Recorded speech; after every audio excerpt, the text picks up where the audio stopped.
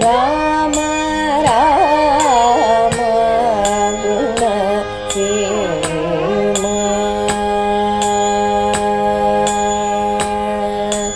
ರಾಮ ರಾಮ ಗುಣ ಸೇಮ.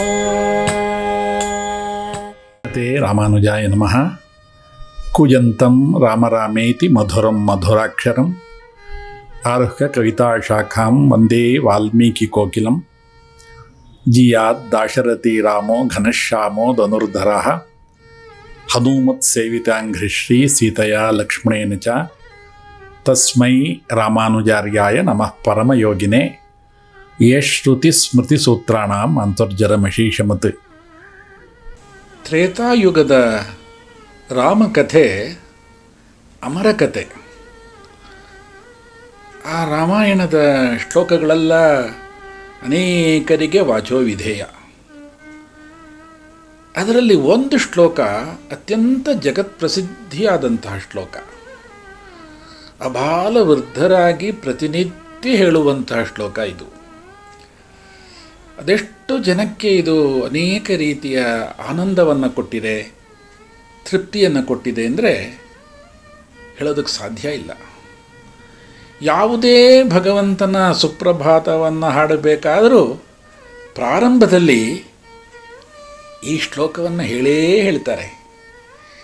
ಈ ಶ್ಲೋಕ ಅವತಾರ ಆಗಿದ್ದು ತ್ರೇತಾಯುಗದಲ್ಲಿ. ಅವತ್ತು ರಾತ್ರಿ ರಾಮ ಲಕ್ಷ್ಮಣರಿಬ್ಬರು ಆ ಹುಲ್ಲಿನ ಹಾಸಿಗೆಯಲ್ಲಿ ಮಲಗಿದ್ದಾಗ ವಿಶ್ವಾಮಿತ್ರರು ಅವರನ್ನು ನೋಡ್ತಾರೆ, ರಾಮನನ್ನು ನೋಡ್ತಾರೆ, ಅವನ ಸೌಂದರ್ಯವನ್ನು ನೋಡ್ತಾರೆ, ಆನಂದ ಪಡ್ತಾರೆ. ರಾತ್ರಿಯೆಲ್ಲ ಅವನ ಸೌಂದರ್ಯವನ್ನೇ ನೋಡಿ ಅನುಭವಿಸ್ತಾ ಇರ್ತಾರೆ. ನಾನು ನಿನ್ನೆ ಹೇಳಿದ್ನಲ್ಲ, ವಿಶ್ವಾಮಿತ್ರರಿಗೆ ರಾಮನನ್ನು ಕಳಿಸೋಲ್ಲ ಅಂತ ದಶರಥ ಹೇಳಿದಾಗ ತುಂಬ ಕೋಪ ಬಂತು ಅಂತ. ನನಗೆ ಒಂದು ಘಟನೆ ನೆನಪಾಗುತ್ತೆ. ನಮ್ಮ ಶ್ರೀ ವೈಷ್ಣವ ಸಂಪ್ರದಾಯದ 108 ದಿವ್ಯ ದೇಶಗಳಲ್ಲಿ ತಿರುಕ್ಕುಡಂದೆ ದಿವ್ಯ ದೇಶ ಬಹಳ ವಿಶೇಷವಾದಂಥ ದಿವ್ಯ ದೇಶ. ಆ ಭಗವಂತನ ದರ್ಶನಕ್ಕೆ ತಿರುಮಂಗಿ ಆಳ್ವಾರ್ ಬರ್ತಾರೆ. ಆಗ ದೇವಸ್ಥಾನದ ಬಾಗಿಲು ಹಾಕಿಬಿಟ್ಟಿರುತ್ತೆ.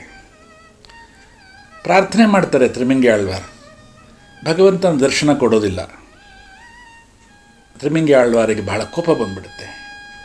ನಿನ್ನ ದರ್ಶನ ಇಲ್ಲದೆ ಅಂದರೆ ಬೇಡ ಹೋಗು, ನಾನು ಮುಂದಿನ ದಿವ್ಯ ದೇಶಕ್ಕೆ ಹೋಗಿ ಭಗವಂತನ ಹಾಡ್ತೀನಿ ಅಂತ ಹೊರಟ್ಬಿಡ್ತಾರೆ. ತಕ್ಷಣ ಭಗವಂತ ಹೇಳ್ತಾನೆ, ನೀವು ಮುಂದೆ ಹೋಗಬೇಡಿ, ಇಲ್ಲೇ ಇರಿ, ನಿಮ್ಗೆ ನಾನು ದರ್ಶನ ಕೊಡ್ತೀನಿ. ಯಾಕೆ ತಡ ಆಯಿತು ಅಂದರೆ, ನಾನು ಯಾವ ಬಣ್ಣದಿಂದ ನಿಮಗೆ ದರ್ಶನ ಕೊಡಲಿ ಅಂತ ಯೋಚನೆ ಮಾಡ್ತಾಯಿದ್ದೆ, ಅದಕ್ಕೆ ಸ್ವಲ್ಪ ತಡ ಆಯಿತು. ನಾನು ಒಂದೊಂದು ಯುಗದಲ್ಲಿ ಒಂದೊಂದು ವರ್ಣದಿಂದ ಪ್ರಸಿದ್ಧಿಯಾಗಿದ್ದೇನೆ. ಕೃತಯುಗದಲ್ಲಿ ಶುದ್ಧವಾದಂಥ ಶ್ವೇತವರ್ಣ ನನಗಿದೆ. ತ್ರೇತಾಯುಗದಲ್ಲಿ ಚಿನ್ನದ ಬಣ್ಣ ನಂದು. ದ್ವಾಪರ ಯುಗದಲ್ಲಿ ನೀಲಮೇಘವರ್ಣ. ಕಲಿಯುಗದಲ್ಲಿ ಅರ್ಚಾವತಾರಿಯಾಗಿ ನಾನು ಎಲ್ಲ ಕಡೆ ಕಪ್ಪು ಬಣ್ಣದಲ್ಲಿದ್ದೇನೆ. ನಿಮಗೆ ಈ ಬಣ್ಣ ಹಿಡಿಸುತ್ತೋ ಇಲ್ವೋ ಅಂತ ಯೋಚನೆ ಮಾಡ್ತಾ ಇದ್ದೆ, ಅದಕ್ಕೆ ತಡ ಆಯಿತು, ಹೋಗಬೇಡಿ, ನನ್ನ ದರ್ಶನ ತಗೊಳ್ಳಿ ಅಂತ ಹೇಳಿ ತೆರೆಯನ್ನು ತೆಗೆದಾಗ ಆ ಭಗವಂತನ ದರ್ಶನ ಆಗುತ್ತೆ. ಆವಾಗ ತಿರುಮಂಗಿ ಆಳ್ವಾರಿಗೆ ಉಂಟಾದಂಥ ಎಲ್ಲ ಕೋಪ ತಾಪಗಳೆಲ್ಲ ಶಮನ ಆಗಿ ಆನಂದವಾಗಿ ಭಗವಂತನನ್ನು ಹಾಡ್ತಾರೆ. ಹಾಗೆ ವಿಶ್ವಾಮಿತ್ರರಿಗೆ ಕೋಪ ಬಂದಾಗ ಆ ಪ್ರಭು ರಾಮಚಂದ್ರ ಬರ್ತಾನೆ. ಅವನನ್ನು ನೋಡ್ತಾರೆ, ಅವನ ಸೌಂದರ್ಯವನ್ನು ನೋಡ್ತಾರೆ.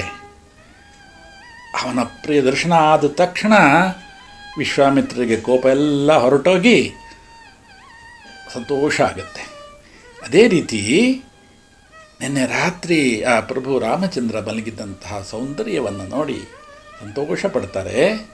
ಬೆಳಗ್ಗೆ ಆಗುತ್ತೆ, ಸುತ್ತಲೂ ಆನಂದವಾಗಿ ಅನೇಕ ಪಕ್ಷಿಗಳೆಲ್ಲ ಕಿಲಿಕಿಲೆ ಧ್ವನಿ ಮಾಡ್ತಾ ಇರುತ್ತೆ. ಹೇಗೆ ನಮ್ಮ ಶುಭೋದಯ ಸಂದರ್ಭದಲ್ಲಿ ಸೂರ್ಯ ಪೂರ್ವ ದಿಗಂತದಿಂದ ಮೇಲೆ ಕೇಳ್ತಾನಲ್ಲ, ಆಗ ಪಕ್ಷಿಗಳೆಲ್ಲ ಕಿಲಿಕಿಲಿ ನಾದವೆಲ್ಲ ನಾವು ಕೇಳ್ತೀವಲ್ಲ, ಹಾಗೆ ಆ ಕಡೆ ಸರಿಯು ನದಿ ಹರಿತಾ ಇರುತ್ತೆ. ಸೂರ್ಯ ಮೇಲೆ ಕೇಳ್ತಾ ಇದ್ದಾನೆ. ಆವಾಗ ವಿಶ್ವಾಮಿತ್ರರು ಇಬ್ಬರನ್ನು ನೋಡಿ, ಕೌಸಲ್ಯ ಸುಪ್ರಜಾ ರಾಮ ಪೂರ್ವ ಸಂಧ್ಯಾ ಪ್ರವರ್ತತೆ ಉತ್ತಿಷ್ಠ ನರಶಾರ್ದೂಲ ಕರ್ತವ್ಯಂ ದೈವಮಾನ್ನಿಕಂ ಅಂತ ಸುಪ್ರಭಾತವನ್ನು ಹಾಡ್ತಾರೆ. ಈ ಶ್ಲೋಕ ಜಗತ್ಪ್ರಸಿದ್ಧಿಯಾದಂಥ ಶ್ಲೋಕ, ಎಲ್ಲರೂ ಹೇಳುವಂಥ ಶ್ಲೋಕ. ಈ ಶ್ಲೋಕಕ್ಕೆ ನಮ್ಮ ಪೂರ್ವಾಚಾರ್ಯರುಗಳು ಅನೇಕ ರೀತಿ ವ್ಯಾಖ್ಯಾನವನ್ನು ಮಾಡಿದ್ದಾರೆ. ವಿಶ್ವಾಮಿತ್ರರು ಪರಮಜ್ಞಾನಿಗಳು. ರಾಮ ಯಾರು ಅಂತ ಅವರಿಗೆ ಅರಿವುಂಟು. ಹಲವಾರು ಬಾರಿ ರಾಮನ ಸೌಂದರ್ಯವನ್ನು ಅವರು ಅನುಭವಿಸಿದ್ದಾರೆ. ಇವನು ಚಿತ್ತಾಕರ್ಷಕನಾದಂತಹ ಪ್ರಭು ರಾಮಚಂದ್ರ ಸೌಂದರ್ಯದ ಗಣಿ. ಇವನು ಹೇಗೆ ಗುಣಗಳ ಗಣಿಯೋ ಸೌಂದರ್ಯದ ಗಣಿ. ರಾತ್ರಿ ಮಲಗಿದ್ದಾಗ ಅವನನ್ನು ಹಾಗೇ ನೋಡಿ ಅನುಭವಿಸ್ತಾರೆ. ಬೆಳಗ್ಗೆ ಎದ್ದ ತಕ್ಷಣ ರಾಮನನ್ನು ನೋಡಿ ಅನುಭವಿಸ್ತಾರೆ. ಅವನ ಸೌಂದರ್ಯವನ್ನು ನೋಡಿ ಬೆಳಗ್ಗೆ ಹೇಗೆ ದರ್ಶನ ಕೊಡ್ತಾನೋ, ಹೇಗೆ ಸೌಂದರ್ಯದ ಗಣಿನೋ, ರಾತ್ರಿನೂ ಅದೇ ರೀತಿ ಸೌಂದರ್ಯದ ಗಣಿಯಾಗಿದ್ದ ಅವನು. ಸರ್ವ ಸಮಯಗಳಲ್ಲೂ ಸಹ ಶ್ರೀರಾಮನ ಸೌಂದರ್ಯವನ್ನು ನೋಡಿ ಆನಂದಪಟ್ಟು ಅಂತಹ ರಾಮನಿಗೆ ಸುಪ್ರಭಾತವನ್ನು ಹಾಡ್ತಾರೆ ವಿಶ್ವಾಮಿತ್ರರು. ಕೌಸಲ್ಯ ಸುಪ್ರಜಾ ರಾಮ ಪೂರ್ವ ಸಂಧ್ಯಾ ಪ್ರವರ್ತತೆ ಉತ್ತಿಷ್ಠ ನರಶಾರ್ದೂಲ ಕರ್ತವ್ಯಂ ದೈವಮಾನ್ನಿಕಂ. ಆಹಾ, ಎಂತಹ ಸೌಂದರ್ಯ ಇದು!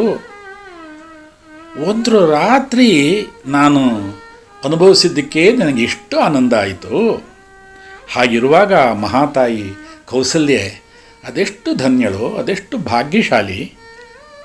ಅಂತಹ ಯೋಚನೆಯನ್ನು ಮಾಡ್ತಾ ಕೌಸಲ್ಯ ಸುಪ್ರಜಾ ರಾಮ ಅಂತ ಅವರು ಪ್ರಯೋಗವನ್ನು ಮಾಡ್ತಾರೆ. 7 ಬೆಳಗಿನ ಕರ್ತವ್ಯವನ್ನು ನಿರ್ವಹಿಸು ಅಂತ ಹೇಳ್ತಾರೆ. ಲಕ್ಷ್ಮಣ ಆದಿಶೇಷ ಸ್ವರೂಪಿ. ಆದಿಶೇಷನೊಂದಿಗೆ ರಾಮ ಪವಡಿಸಿದ್ದಾನೆ. ಅದಕ್ಕೆ ಲಕ್ಷ್ಮಣನಿಗೆ ಪ್ರತ್ಯೇಕವಾಗಿ ಸುಪ್ರಭಾತವನ್ನು ಹಾಡಲಿಲ್ಲ ವಿಶ್ವಾಮಿತ್ರರು.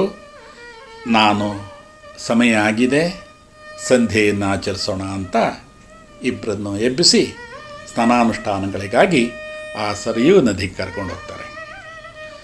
ವಾಲ್ಮೀಕಿ ಮಹರ್ಷಿಗಳು ಶ್ರೀಮದ್ ರಾಮಾಯಣದ ಪ್ರತಿಯೊಂದು ಕಾಂಡಗಳಲ್ಲಿಯೂ ಪ್ರತಿಯೊಂದು ಭಾಗಗಳಲ್ಲಿಯೂ ನಿತ್ಯಾನುಷ್ಠಾನಕ್ಕೆ ಬಹಳ ಪ್ರಾತಿನಿಧ್ಯವನ್ನು ಕೊಟ್ಟಿದ್ದಾರೆ. ಎಲ್ಲ ಕಡೆ ಅನೇಕವನ್ನು ಮಾಡಬೇಕು, ನಿತ್ಯ ಕರ್ಮವನ್ನು ಮಾಡಬೇಕು, ಹೇಳು ಹೊತ್ತಾಯಿತು ಸಂಧೆ ಮಾಡೋಣ, ಆಚಮನವನ್ನು ಮಾಡು, ಈ ರೀತಿ ಎಲ್ಲ ಕಡೆ ಅನುಷ್ಠಾನಕ್ಕೆ ವಿಶೇಷವಾದಂಥ ಮಹತ್ವವನ್ನು ಕೊಟ್ಟಿದ್ದಾರೆ. ಯಾಕೆಂದರೆ ರಾಮಾಯಣ ಆದರ್ಶ ಕಾವ್ಯ. ಸಮಾಜದ ಎಲ್ಲ ರೀತಿಯ ಅನುಷ್ಠಾನಗಳಿಗೆ ಪ್ರಾಧಾನ್ಯ ಕೊಡುವಂತಹ ಕಾವ್ಯ ಇದು. ಪ್ರತಿನಿತ್ಯದಲ್ಲಿ ನಾವೆಲ್ಲ ಅನುಸರಿಸಬೇಕಾದಂಥ ಕರ್ಮಗಳ ಬಗ್ಗೆ ಬೆಳಕು ನೀಡುವಂಥ ಕಾವ್ಯ ಇದು. ನಾವು ಸೋಮಾರಿಯಾಗಿಲ್ಲದೆ ಪ್ರತಿ ಬಾರಿ ಈ ಅನುಷ್ಠಾನವನ್ನು ಮಾಡ್ತಾ ಭಗವಂತನ ಅನುಭವವನ್ನು ಮಾಡಬೇಕು ಅನ್ನುವಂಥದ್ದು ವಾಲ್ಮೀಕಿ ಮಹರ್ಷಿಗಳ ಸದಾಶಯ. ಅದಕ್ಕೆ ಎಲ್ಲ ಕಡೆ ಅವರು ಸಾಯಂಕಾಲ ಆಯಿತು, ಬೆಳಗ್ಗೆ ಆಯಿತು, ಸಂಧ್ಯೆ ಮಾಡೋಣ, ಅನುಷ್ಠಾನ ಮಾಡೋಣ ಅಂತ ಆ ರೀತಿ ಒತ್ತು ಕೊಟ್ಟಿದ್ದಾರೆ. ಅಂತಹ ಸಂದರ್ಭದಲ್ಲಿ ರಾಮ ಲಕ್ಷ್ಮಣರಿಬ್ಬರೂ ಎದ್ದು ಅನುಷ್ಠಾನಕ್ಕೆ ಹೊರಡ್ತಾರೆ. ಮುಂದಿನ ಕತೆ ನಾಳೆ ನೋಡೋಣ. ಶ್ರೀಮತೆ ರಾಮಾನುಜಾಯ ನಮಃ.